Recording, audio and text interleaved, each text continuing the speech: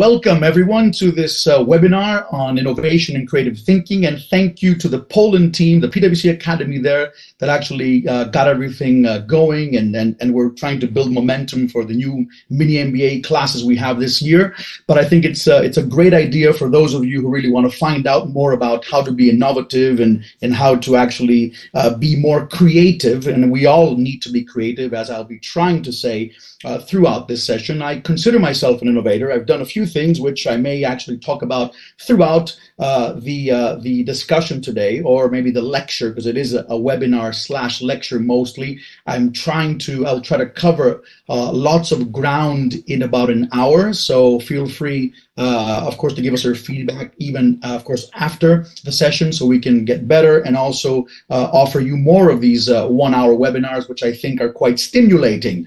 So I'm sure you know a few things about me. All of you will probably receive a copy of my book. That's the treat we have, and I hope you enjoy it. So let's move on very quickly. The overall aims of today is actually I want to make you understand what innovation is and how important it is for companies. As you will see coming up, if companies don't innovate, they are actually doomed. It's very simple. And even though this sounds very harsh, and I try always to say that in business, there's always the 80-20 principle. Whatever I tell you is not 100% correct. Of course, no one can say that they're 100% correct, but please try to understand that, in most cases, if companies don't have any ideas, don't get anything new, unless there's a monopoly, they will probably end up failing at some point. And I have some examples for you. So we're also going to understand the obstacles. I know many of you say, I have ideas, but I'm not, getting them done, or, I don't have the time, or there's a lot of obstacles that don't help us change and innovate.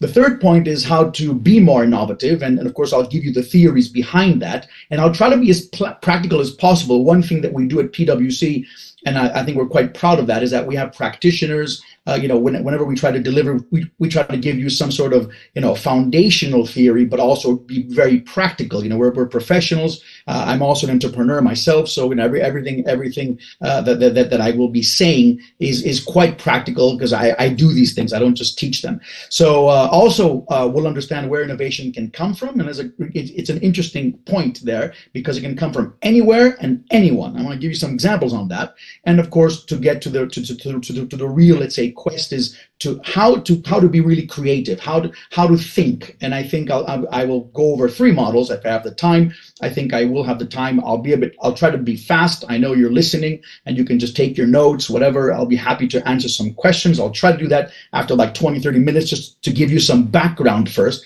Unless you want to of course stop me, I'll be happy to. If you want to interrupt me, that's fine as well. And I have 3 models for you. So let's move on. And let me just tell you, let me ask you one quick question. Do you feel innovation is important? And every time I ask this question, people say, yeah, it is important. I'm quite sure it is. No one says no. Like 95 or 100% of the time, everyone says it is. So go to the next question then. Is there always a way to develop your organization? And this is Jeff Bezos, of course, who's done that very successfully through Amazon. And the answer, of course, that everyone says, yeah, Dino, I'm sure we can develop. The same thing happens with people. People get better. Companies get better. Everyone can probably, benefit and get better. So that's another yes on this question. But then the third question comes in and says, are you innovating enough? And the answer here, I'm giving you the stats from my classes in the past 20 years, is that, yeah, we're probably not innovating enough. And the answer is, we have obstacles because we're not innovating enough. And that has to do with a lot of reasons. Now, I'm not going to go over the theories of all the reasons, but just practical reasons are coming up in a slide later on that have to do with culture, time management, but it's not really money. In the old days, if you wanted to innovate, we had to, I have no budget.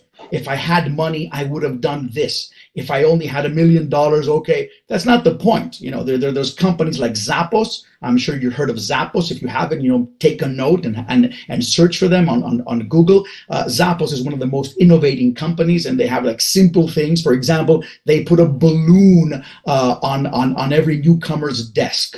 And if someone hears that, okay, so what? That helps the orientation and the onboarding process. Now, how simple is that? It's very simple. People see that desk with the balloon, and people walk by and say, "Hey, hi, I'm Dino. If you need anything, let me know. And I work in this area, whatever." They go out for coffee for 30 days. Now, that's a very simple thing to do. It's not the iPad as an innovative, let's say, gadget, but it's very innovative for the company. So another point I want to make, if you are taking some notes, is that it doesn't have to be an iPad. Innovation is not about gadgets only. Innovation is about something that works overall. And I have a definition coming. So overall, up to now, I'm just trying to tell you that, yes, many people say that innovation is very, very important, but they end up saying that, actually, yeah, you're right, we're not innovating enough. And there's reasons for that. I'll cover those coming up. Let's go further. And I want to tell you, the reason why we should innovate. I want to convince you that if you don't innovate, even as people, as a person, as individuals, not only companies, you probably end up failing. So basically, this is like recent thinking. This, I think, is from Michael Porter about 10 years ago, 8 years ago. He said, no company can have a sustainable competitive advantage forever, because everything can be copied. That's an amazing quote. And everyone knows what copying is all about, because everyone is kind of copying, Google and ideas and benchmarking. We call it benchmarking sometimes, and there's nothing wrong with that if you kind of copy some part of an idea but take it further. In entrepreneurship, they say, if you want to become an entrepreneur, or because entrepreneurs try to innovate a lot and take risks, you can either take something that is already done and do it better, or do something totally, innovative, something that's never been done. So it could be, you can go either way. But in both cases, you can become an innovator. And in both cases, you can become an intrapreneur in your company, which means that you're doing entrepreneurship from the inside, because you work for a company. So because everything can be copied, and we've seen that everywhere, copy a gadget or copy a phone, or the iPad has been copied in a number of tablets around the world.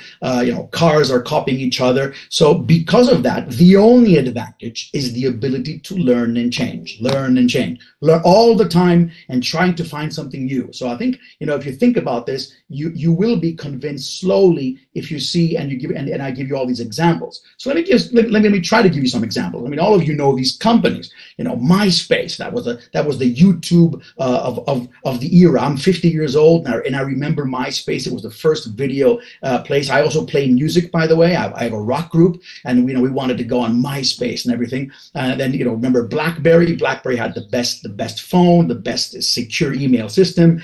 Kodak was the #1 film and filmmaker and photography company. Polaroid, similarly, they had the instant photo, which was amazing at the time. Sony Ericsson phones, Motorola phones, and Carta, which was the Wikipedia, the first one actually that tried to come out through Microsoft, didn't make it. And of course, Nokia.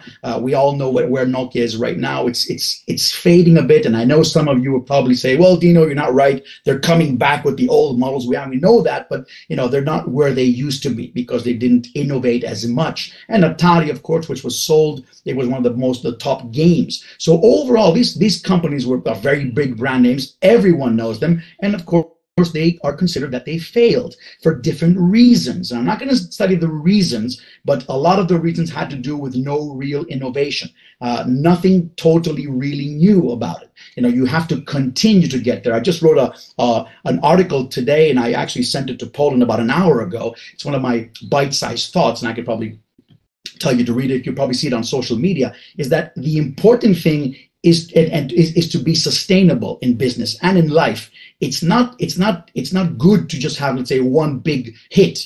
When you're a group or a singer, you must have lots of hits. So basically, sustainability, financial or any type of sustainability, is very important for companies, and staying there is really difficult. Don't get me wrong; these were very successful companies. Nokia, Kodak, everything, and Polaroid, and they were consistent. Don't get me wrong. But to stay on top of your game for as long as possible takes innovation, takes change, and these companies, of course, did not have that. So here are a couple of course, the newer logos of these companies, and of course, Polaroid. And let's move on now. So these companies have kind of disappeared, and therefore, why innovate? Well, what would happen if you don't? Innovation is not a choice, it's a necessity. And I think we all agree on that, because it is a necessity. You will not be able to progress as a company if you don't continue to think of new ideas. And this is kind of like what most companies are doing now. Even Apple iPhone or Amazon is coming up with new things. Apple now is getting into services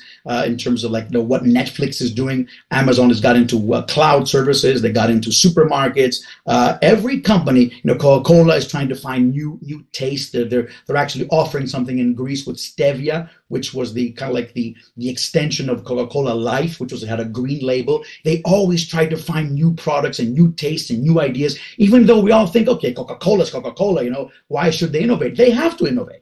People get tired. There's a lot of competition. I'll tell you the reasons they're coming up. So let's see. Yes, the reasons are right here. So basically, the trends affecting us are pushing us. They're pushing and pulling us into innovation. Is of course increased communication. We can do things better, faster, cheaper these days, as Tom Malone says in one of his videos. I just remembered from on the future of work. But we're communicating a lot easier, and this brings us a lot of new ideas in terms of innovation, and this doesn't have to be in communication or in a communication area, but the fact that we can communicate can bring us a lot of ideas on working with other people from around the world. Crowdsourcing is part of this. So communication has kind of pushed us or pulled us into this more ideas, more. If Facebook is there, Twitter, we have all these ideas. YouTube, we watch videos, and the fact that we can communicate and interact is pushing us to do more things. And that's why the trends have been, really steep in the past years. We're going faster than ever. People want new stuff all the time. The intense global competition, another amazing point. We're competing internationally. I don't know a lot of companies when I travel around the world for PwC Academy, the academies around the world. It's amazing. I go like 40, 50 countries. And, there's a lot of competition, and most of it is international. Not many, there are not many small companies that are local these days. Even if you have a small, let's say, training company somewhere, you're competing internationally. You're probably offering something that is international in nature. So there's a lot of global competition out there, global ideas. So if you kind of correlate that, the communication with the competition and the environment is forcing us to think differently, to come up with ideas. And of course, because the competitor is doing something, they're pushing us to do something. So, at PwC, if something happens at Deloitte, which is interesting, we look at it as well. If I'm sure Vodafone looks at other telecom companies. Telenor, for example, a very big telecom company. I know many of you are listening now from different parts of the world, and Telenor is present in a number of areas. They actually became a bank. You got a telecom company becoming a bank, and I'll talk about that later. But it's interesting to see how things change. And the reason, by the way, since I'm saying that, is because Telenor wanted to get into the banking industry, is because we're using our phone for almost everything. So basically, payment systems, would be probably done by phones, and that's why, of course, a telecom company, it made some sense for them to extend their reach into a different area, a different industry. Increased transparency. That's kind of linked with communication. We can see things. Every time if I just said like 10, 15 different things in terms of companies like Zappos or Amazon, and then, talking about cloud services, you can just Google these things and find them out. So the increased transparency has pushed people to know more, to learn more. Maybe there's too much. That's why we have this big data issue. But if you can actually make sense of this transparency and make sense and try to see what's reliable and what's more valid, this big data could actually be turned into analytics. You can make sense of something and say, okay, this is interesting. I just did some analysis. Most of my customers are female, and they come from this region. So maybe I can market there and probably, focus more on female customers. So the data can give us patterns. So this transparency, openness, communication, competition can give us more data, and the data needs to be scrutinized to give us some sort of analysis. And of course, the final point is constant change, and that's why change and change management has been very, very, very, very important for companies. I do a lot of trainings in this area for PwC and other companies, and it's very interesting to see how change is one of the top 2 or 3 topics that we deliver, because people have to be adaptive to change, to be ready for change, because new innovation brings change, and therefore change needs to be embraced. So these are kind of like the trends. I wanted to summarize them for you. So what have we done up to here? And I have a summary at the end. So don't worry if you're lost in terms of what, taking or not taking notes. The issue of innovation is crucial. It's imperative for companies to do well and succeed in a sustainable fashion, which means coming up with new ideas all the time. It's very important to remind ourselves of what happened to companies that failed to innovate, and that's why I showed you the logos of the previous companies. And of course, there's a lot of trends which are kind of pushing us and getting us to think about innovation a little bit more. We all know that increased competition forces companies to think differently, to come up with the new idea, the next big thing, and that pushes the other company. So we are living in this really fast-moving era, and I know you know that, and you're probably probably heard it in a number of webinars or trainings you've done.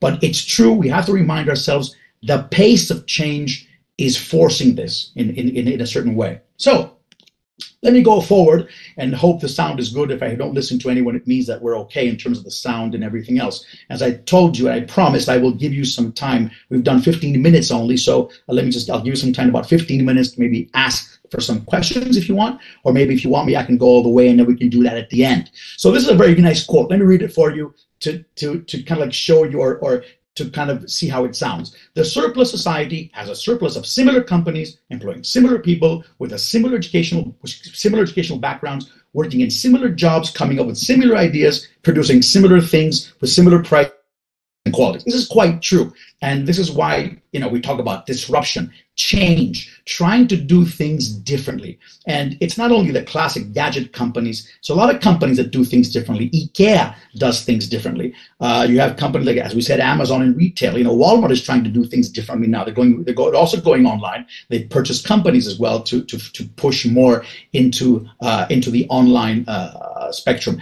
Companies that make applications and gaming, they tried, and everyone is trying to think differently to make a difference, because in the older days, and I think if you're not innovating, you're probably thinking in a similar fashion, then that's one reason why you're not innovating. So try to avoid doing similar things. Try to think out of the box, or as many say, inside the box, which I'll explain what I mean later on. And trust me, even though I am still in this 15 minutes, a little bit more theoretical, I will get to the practicalities and how these things work. But I need to build a case on why it's important, and I need to build a case to kind of convince you as much as possible. I can't convince everyone that innovation is imperative, it's crucial, it's the only way forward, and that's why you hear a lot of it, and that's why you probably wanted to attend this webinar. So when we moving forward, now these are the six examples, and I can come up 10 or 15 that I thought of reminding you. And I know you've probably seen this on Facebook or something, and the people talk about it. The people who made Skype were not in the telecommunications industry. The people who made Airbnb were not in the hotel industry.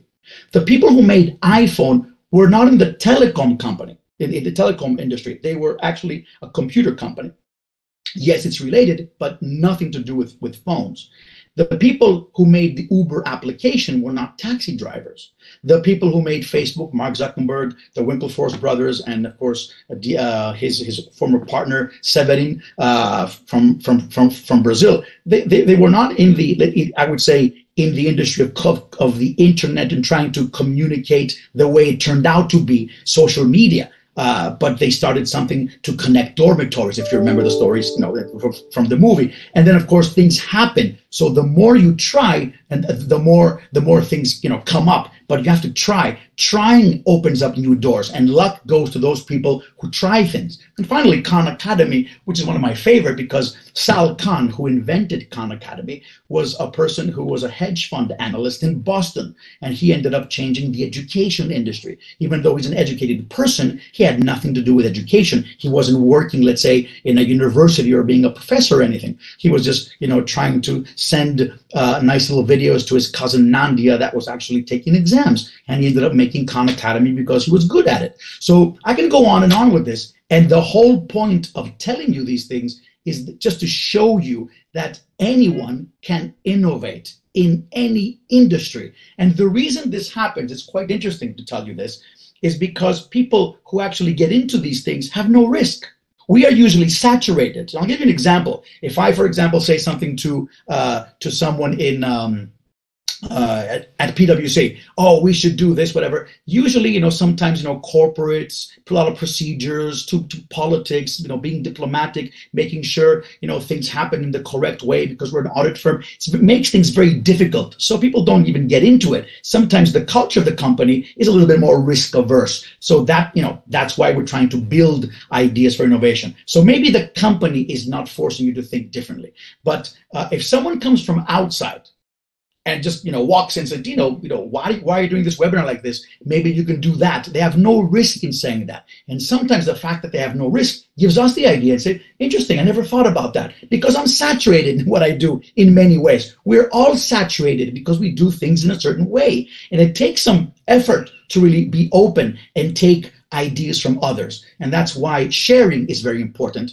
And that's why, most of these companies, by the way, not only these, but a number of companies, about 80% of them that actually have made it big are companies that, were not just done by one person. They shared, they had another associate, they had partners, and they had ideas. The more you open it up, the more successful it becomes. The mini MBA that we offered, PwC, is a great example of that. Yes, okay, the concept of it, came when I was in Athens, teaching many years ago. But it was only when we talked about it with PwC, with Miroslav Molovic from Serbia. We got together and said, no, we can do this, we can do that. When you share, ideas get better.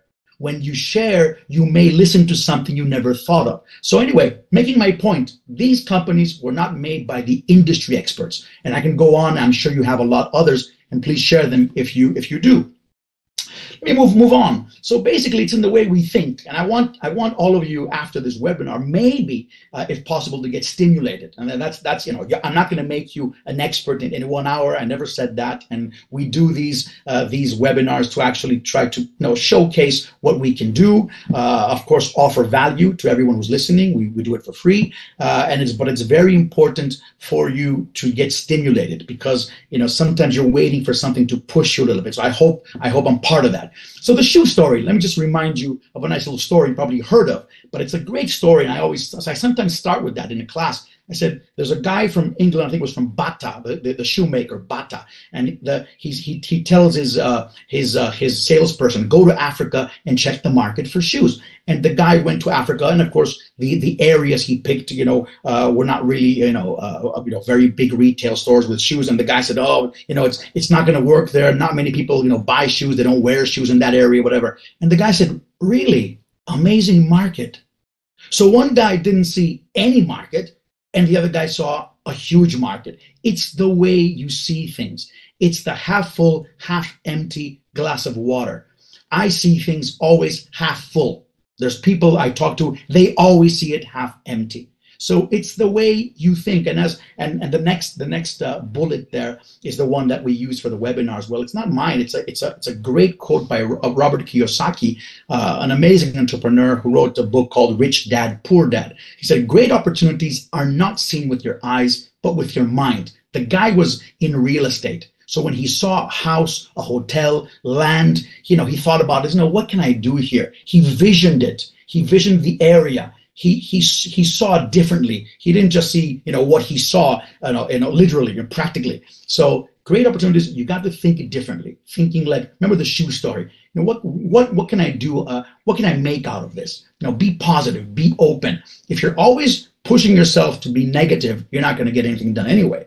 So that's very important. And of course, creative thinking, it's in the way we think. I like to be creative myself. I always see an opportunity. I have on my desktop, I have a little file with ideas. It doesn't matter if I don't do them, as we'll see later on. Quantity is better than quality when it comes to ideas because you need ideas. Then you screen them. Then you say, oh, I'm not going to do this one. Oh, this is a good one. And then after 2 or 3 months, you say, oh, I remember I saw that. Maybe it's a good time now, or I heard something. And the puzzle comes together. It takes time to nurture an idea. It takes time to listen, to get some feedback, and maybe you see something else that gets that missing link of your puzzle. So it is in the way we think, if you really think about it. So what is innovation now? Let's define it very quickly. I only have another 15, 16 slides to go, just to give you a little feedback on how fast or slow. We're not moving slow. We're quite okay on time. So what is innovation? It's inspiration or ideas being commercial or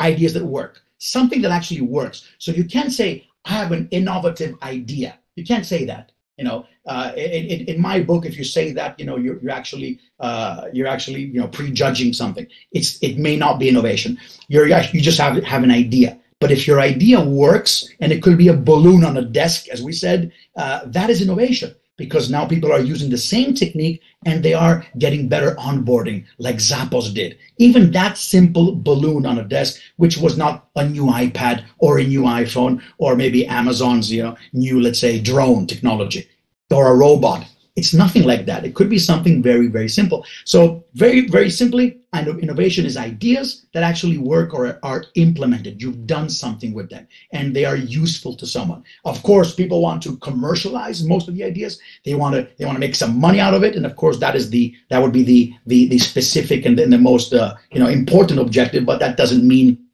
that everything works. So let me go a bit further now to go into the theories. No, not yet. Creativity obstacles. I promised you that I will tell you. This is what comes out in my classes. Now, I want to give it to you.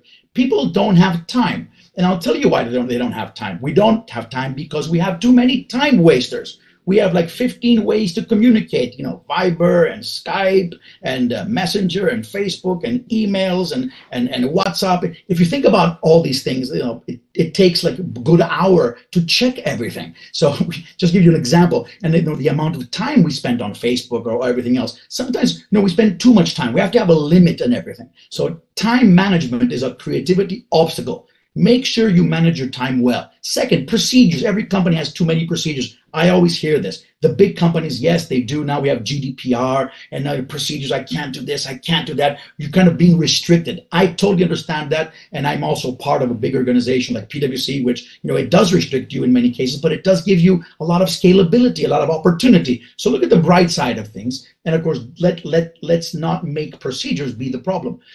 Ill support. What does that mean? It means that, for example, you're not getting support from anyone. That is important. It's called buy-in. My idea, they didn't like it, or not being supported by it. Not necessarily financially. It's not the issue. No trust. Maybe you don't trust the whole process. Maybe you don't trust the system. You don't trust your company you work for in terms of taking the idea and doing something with it. And maybe you're not even brave enough. And that's another important point. Being not brave, you're kind of afraid. Okay. So these are obstacles that people have when they want to innovate. So, which brings us exactly 30 minutes down the line. Now we have another 30 minutes for the theories. So competency or skill and strength-based innovation. Let me explain that, and this is an important slide. My first theory that I want to kind of deliver or kind of explain is, and I'll give you examples, of course, live, as I told you. This is actually based on skills. People sometimes make a mistake and they want to solve weaknesses they have, even as people, as individuals. We should build on our strengths. Companies should build on their strengths. What are you good at? Extend it. When people come to my office and they say, Dino, I want to leave my job. I want to do something. I say, what are you good at? Typical question. And they always tell me, well, I'm not really good at this. I said, I didn't ask you that. I said, what are you good at?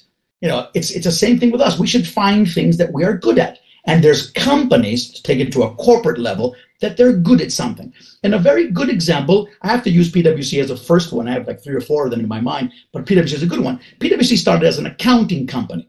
Okay, accounting 100 years ago, before the merger, the last merger. It was, it's a very old company. So you have accounting. Then what happened? You became a tax consulting company, and then you did, let's say, auditing, or the other way around. And then you said, I have a big network. I'm going to give legal advice as well. And then you did advice, overall advice, consulting. And then we got into the academy business. Why? We're extending our capabilities and being innovative at it. The PwC Academy concept is innovation on its own because we were the first company who had actually an academy business, because we said, we're good at this. We got good people. We got a huge network. We have scalability. Why not showcase what we can do? So that is extending our capability. Now, you can do that at a personal level to find ideas, and I'm giving you practical examples of what happened at PwC. Let me move to a different example, though. Amazon did the same thing. Amazon had a huge server. I'll give you a simple example that everyone can understand, even through a very simple webinar. You have a big server because you have like about 1 million customers or 200 million customers. I can't remember the exact number now. And these customers are going through a server because an online store like Amazon requires that. And they had so much space available in terms of the server that said, let's get into cloud. We can rent space. We have so much capability. And they made Amazon Web Services.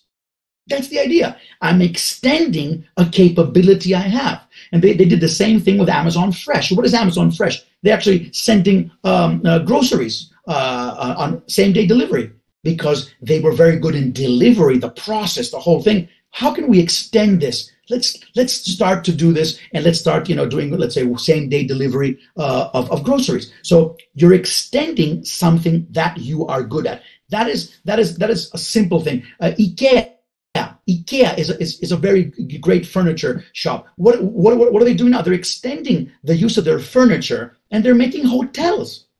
And when you check out, you probably can buy something. Say, I like my bed. I want to buy the bed as well. That's extending a capability. One of my students once in an MBA course, I was teaching an MBA course a few years ago, I can't remember, 6, 7 years ago. If you've been to IKEA, and I know we have an international audience here, and IKEA is quite big, so I'll risk the example. The IKEA has very nice hot dogs. So my student made a whole case of IKEA making the next, let's say, fast food restaurant because they're very good in hot dogs. So in a certain way, even though it's a funny example, what do you become good at? Try to extend that, and that could be the next idea. Now, I cannot facilitate a discussion now in only 5 minutes to tell you how to do that. We would have to interact, but it can be done.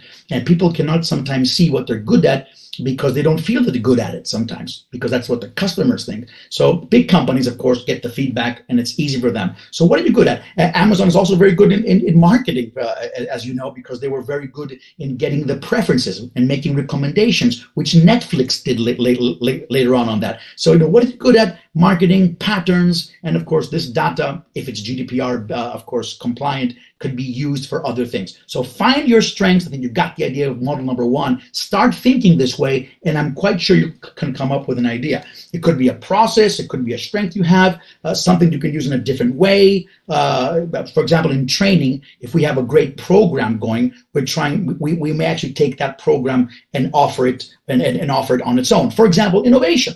We do training sessions for innovation, like a 1 or 2 day course. Why? Because we had put part of it into a whole program. So we're good at this. We're getting great feedback. Why don't we offer it on its own? So basically, taking a strength and extending it. Maybe you can use some data as well, because data analytics now is very crucial to do this. If you can find out something that you're good at, then you can extend that. That is the idea. So first theory, to summarize, competency-based innovation. What are you good at? Try to extend it, and I'm sure you got some ideas while I was speaking. Second classic way to innovate, and this is something that you probably see in every innovation university or program, it's always problem. You find a problem and you solve it. And I know it sounds very simple. It's easier said than done. Yes, I know. But I usually do this in the program. I say, okay, let's think now in groups in the session. You can imagine 20, 25 people in a room. You can do this in your companies if you like training and you're doing it as well. And ask them to write on flip charts, what are our problems? What's going on with our customers? What don't they like? What's missing? Find the problem and solve it. But you're being pushed. Someone has to facilitate to find a solution for it, okay? And you should not discard, of course, ideas very, very, very fast. So basically, question number 1, for example, what is causing a problem to my end user? What's going on? What does my customer think about me? What's wrong about the product or the service that I'm offering? What services can be customized? Customization is huge these days. People love to have something that it's only theirs, it's unique. For example, if you remember, Louis Vuitton is a great company and they put initials on the bags. So women can have a Louis Vuitton bag and have their initials on it. That's more customized. You can buy a car the exact way you want it. Customization was innovation. So you can actually go to the Volvo website and press the color, press if you want this gearbox, these types of tires, you can click, you make it on it. That was customization. How can you use customization? I actually know a friend of mine who's offering olive oil that's customized in a customized box with your name on it. So I'm telling you, there's a lot of things that you can do if you think about customization. So maybe think of this, well, it could be a problem because people want it to be customized.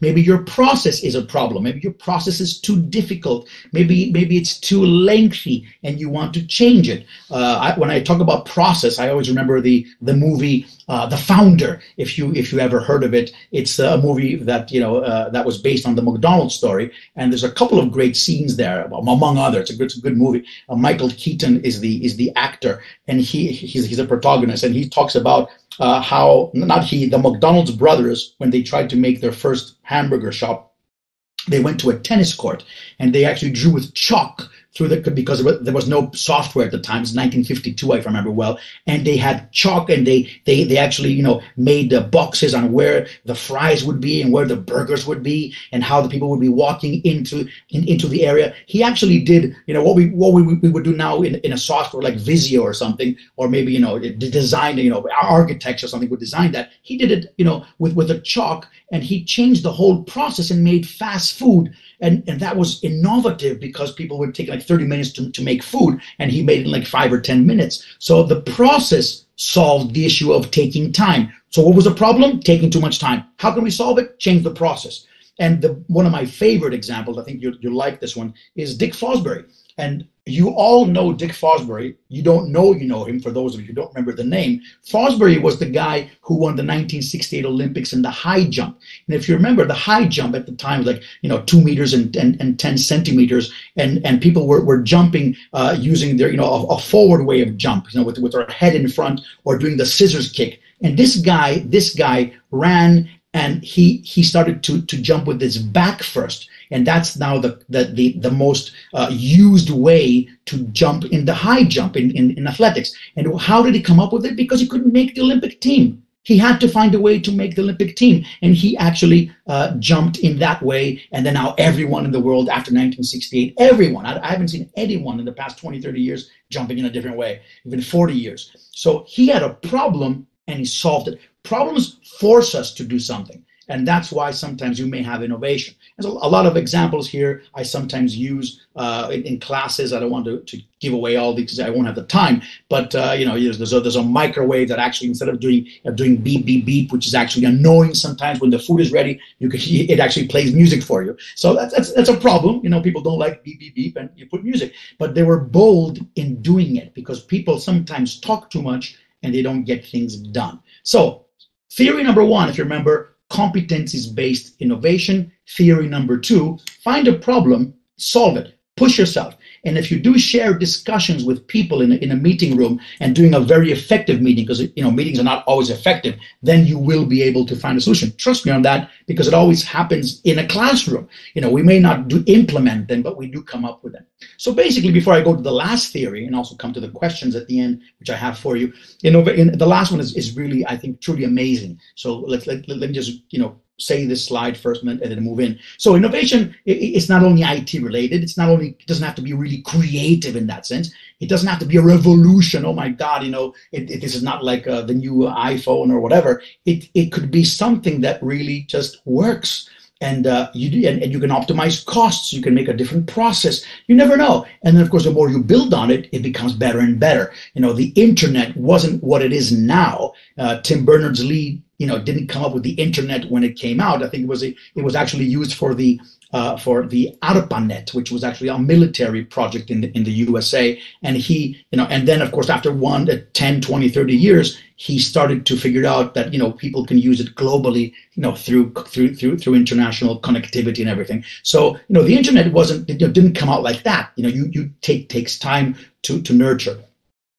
And the amazing quote here is that 80% of the innovations of those that are being researched from a quote I have here were sparked by someone whose primary expertise was outside the field. And that's why Harvard is not coming up with innovation. Sal Khan did, because Harvard is too rigid. It's a great institution.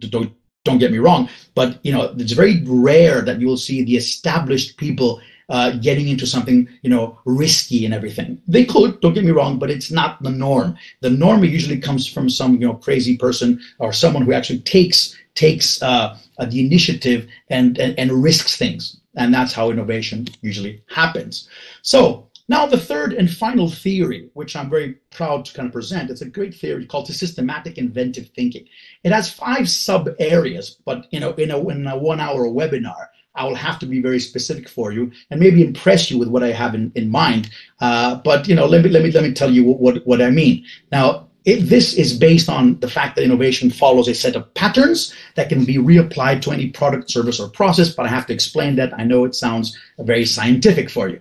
So let me just give you some examples. The whole idea is to think about subtraction. Now, what is subtraction? It's eliminating something, correct? Think about this, subtracting something, minus, okay? So I'm going to prove to you that in a number of cases around the world, we had companies that actually subtracted something and they did amazingly well. Let me explain what I mean. Look at these logos here, okay? The contact lenses. People subtracted the whole glass lens, so the glasses themselves, and they made contact lenses with the theory of subtraction. Instant soup, they subtracted a vital element of the soup, which is water. They dried it and they made soup. Again, they subtracted something. The ATM, they subtracted the bank teller and they made a machine for it. Even though it's old, in the old days, it is considered subtraction. IKEA stopped the whole assembly line. You make it on your own. Said, I'm not going to make it for you. Good luck. Here it is. Here are the boxes and go make it. Of course, you can hire someone to do it, which means that they make more money, but they actually eliminated the whole issue of making it for you. So think about subtraction. I have more amazing examples for you, and you'll see where I'm getting at. So what about this? The mini MBA subtracted, what we did, which is now it's an awarded program. We subtracted a vital element of an MBA, which is the degree. There's a corporate giving the degree, the certificate, which is PwC. And we are number one in what we do. We're not a university, but we're number one in what we do. So basically, we eliminated the vital element and we made a program in a service. Contact lenses, we talked about ATM. Amazon Go is a supermarket where you can actually shop with your phone. There's no cash register. You just take your phone and everything just, barcode, beep, everything's there. Instant soup. So, of course, we said that, we replaced the water. IKEA, DVD. The DVD Slimline by Philips actually has no knobs on it. It was so slim, it got an award for its design. And the reason is because people were using a remote control. They eliminated a vital element of it and it came up with a new product. See where I'm getting at now? Sony Walkman, my favorite, because when I was growing up, everyone wanted a Sony Walkman, with the tape and everything. So Sony eliminated the speaker. They took it away and they said, I'll show you the theory coming up, but just listen to these stories now. Sony eliminated the speaker. They subtracted it and they made something that's personal in terms of you just put your headphones and you have it. So, and someone before that would think, how could it work with no speaker? What do you mean? No, well, that's a new product. And it was an innovation at the time. Motorola Mango was a phone that actually deleted one of the vital elements of a phone, making calls. Who would want it? Children. Big hit. Febreze freshener, which was actually taking a detergent, taking away the chemicals that clean, and actually turning it into something that could, refresh your curtains or the carpet. It doesn't clean, but it smells very good. And they made a new product. Why? How? By eliminating something vital. The Wi-Fi, there's no cable. Elimination of vital element. The Wii, if you remember, there's no joystick when you play. You actually, they eliminated the joystick. So basically, this is my last example, but I think it's very interesting to see this theory.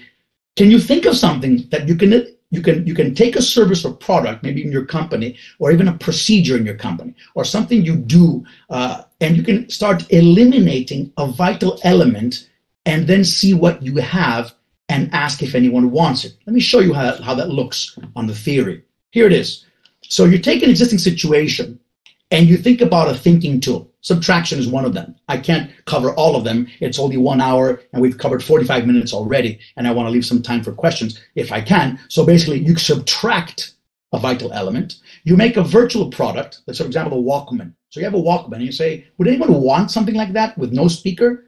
You have to say, should we do it? Would anybody want it? Maybe we can put headphones. Can we adapt it? And then there's an idea. So basically you go over 4 or 5 basic steps here. And we do it in class. I can show you how it works. I can deliver it to you if you follow one of our classes or whatever, but I'm sure you can read about this. You actually subtract a vital element, and then you actually say, what do I have? Would anyone want this? Can we adapt it? And then there's an idea. So think about it. And my best example is actually the Febreze freshener, because they took subtraction. They made a virtual product by taking away the detergent part that cleaned the clothes. And they said, would anyone want something that smells good but doesn't clean clothes? And then someone said, okay, if we put a sprayer at it, we can actually use it for curtains and carpets where that you can't clean every too often. And they checked feasibility, challenges, they adapted it, and then there's a product. So this could be taught, and that's why we're quite excited when we thought about this innovation topic as a webinar. Because you could deliver something very quickly. I'm sure the people that are professionals listening to this are getting it. It's only 5 minutes, but you get the logic, and you're stimulated to think about it a little bit more. So basically, this is the subtraction theory. So I told you 3 theories basically. Okay. One is competencies-based innovation. The second one is problem to solution. Very simple, it sounds theoretical, but it's not. And thirdly, you can use systematic inventive thinking. And one sub-area is subtraction. Okay, so eliminating a vital element to come up with possibly an idea and a new product or service. That's thinking inside the box, not outside. So towards innovation, a few questions that may spur ideas. I have 3 questions for you, but I want to start thinking about it. I want to stimulate you. So for example, you can imagine me having a presentation and coming into a room and saying, if you could only work on one project for a year to transform the business, what would it be and why? And if you can answer that, the idea would be focus on that, because there's probably something very important there that you can probably, maybe innovate. Another good question for you. So if you only work on one project for a year to transform the business, what would it be and why? Second question, what can we offer for free that no one else does? This was the whole concept of the freemium strategy. And you have companies that are offering applications, downloads, you can do this for free, and maybe you can get a competitive advantage because no one else is offering it. And offering something for free doesn't mean, of course, that you're losing money. You're creating awareness, marketing awareness, and then, of course, you can also add on extras to make it freemium, which means the combination of free and premium services. So just think about that. Maybe there's innovation there. What can I do, can offer free that no one else does? And the third one is here. This is a very interesting one, which, of course, there's not too many examples, but there are examples. How can our services be turned into physical products? How can our products be turned into a service? So to give you a great example that I'm working on right now, even when I was thinking about this, I'm actually making a board game for the mini MBA. People can can play like Monopoly and learn business. It's difficult to come up with the questions, the sequence, everything else, but I'm going to make a service become a product. So think about that, just giving you an idea that I'm working on right now. So how can we turn it into a service, or the opposite, a service into a product? Okay, that's the idea. So coming to a close slowly, if you have about 3 more slides, and then we can go for questions and leave the last 5 or 10 minutes. So quantity over quality. I really believe that. You got to have ideas. You have to think about ideas all the time. As I told you, I have a little bucket list that I write them down, and they're on my desktop, and then I delete them, or I always keep them, because you never know when you will use it, or when some connectivity will happen and things start to make sense. So this is one of the few times where the word quantity is better than quality, but I think you understand the way I'm saying it. Another point is that we say that companies should reward success, celebrate failure, and punish inaction. And the reason I kind of close the innovation courses I do with that, and I want to kind of explain to the companies I do work for, is that it's always important to reward people for successes. It's also very, very important, probably more important, to celebrate someone who tried something but they failed. And finally, people should not. Punish is a very harsh word. I'm not going to use that, but it's the expression punish in action, meaning, of course, people should be kind of penalized in one way if they don't do anything, because everyone has to support, everyone has to find a way to build more ideas, help the company grow, and that's the idea going forward. So this is the ongoing summary, so I hope you understood the structure, and if you didn't, and let me remind you. Number one, we talked about innovation. We talked about innovation being a requirement, a necessity. You can't avoid, of course, being innovative because it's the only way forward. And I try to give you some examples of older companies that failed. Innovation can come from anyone and anywhere, so don't be afraid to come up with something. Don't be afraid to say something. Don't be afraid to share your idea, because someone else may say something that sounds stupid, but may be actually the solution to what you've been looking for. Remember that you can think, first of all, based on capability. So you can use capabilities-based innovation. People are good at something, companies are good at something, so why not extend that? Second, the role of problems in innovation. Sometimes you can use problems to find solutions. And I give you some examples in real life, like Fosbury flop, or even the microwave, or a lot of issues that have happened that made things better. Even the iPhone was based on a problem. If you read about what Steve Jobs had said about the QWERTY keyboard, he wanted people to have a touch screen. And because that's a problem, he said, let's make it simpler, let's make it better. And he found a way, and he pushes people, sometimes even harshly, to find a solution, but he did.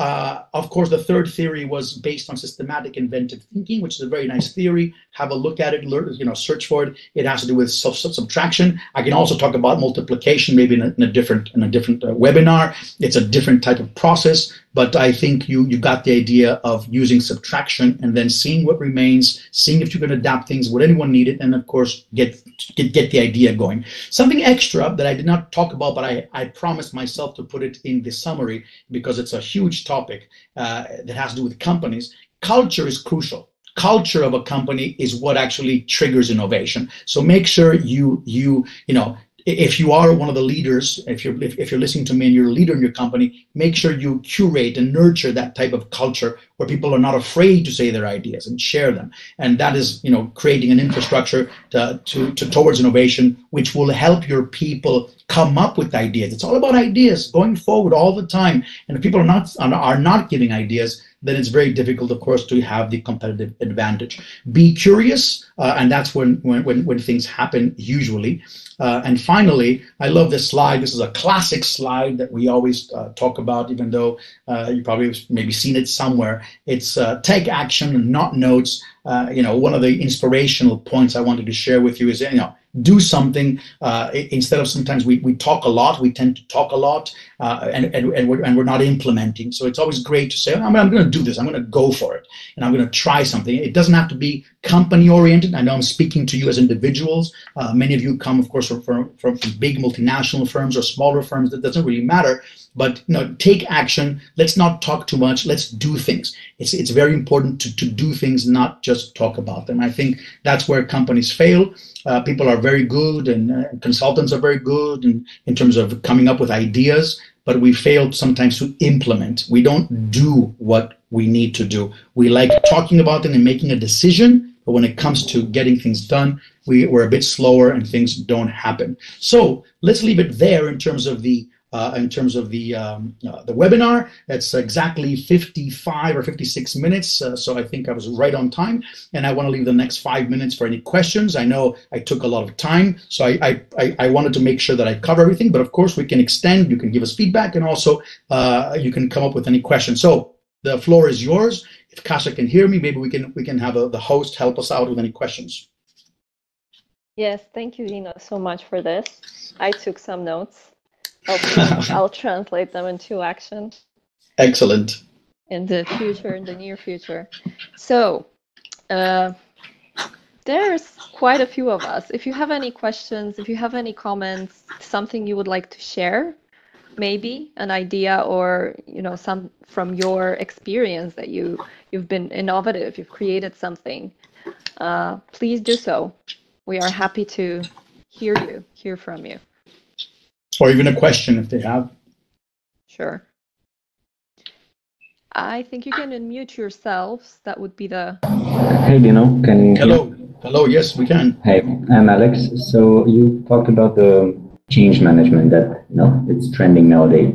Yep. Tell us a bit how we could make it easier for our colleagues to actually accept change.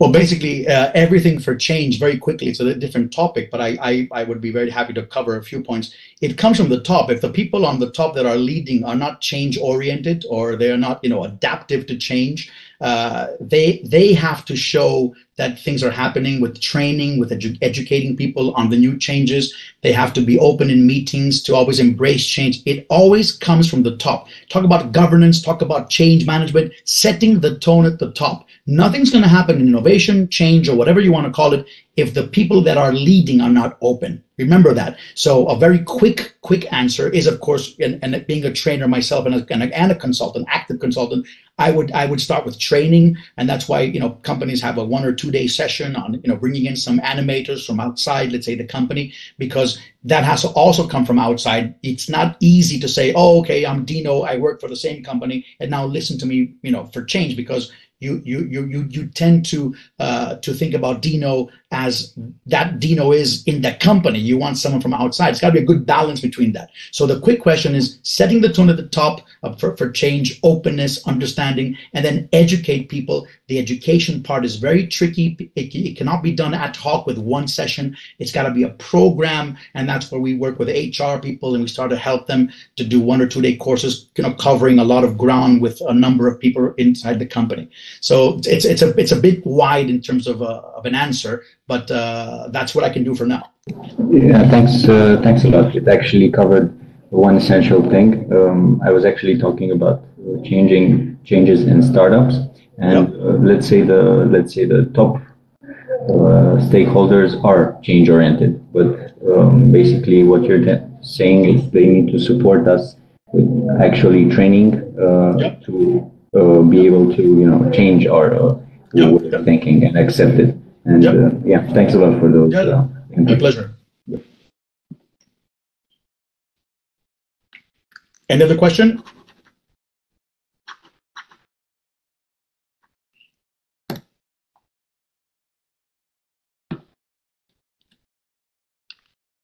Okay, so I'm not sure we have any more questions, but anyway, even if we don't, all of you will will receive a copy of my book.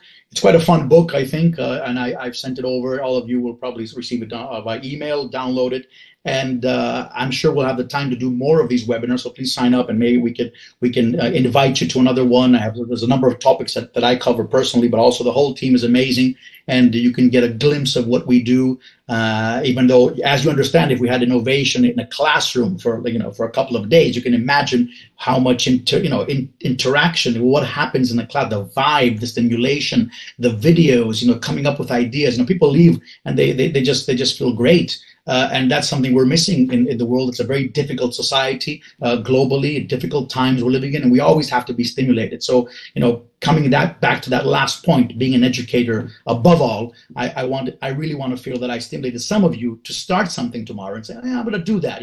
Dino pushed me to do that, and that's all we need. If I did that, then I think I accomplished what I had in mind today. So thank you.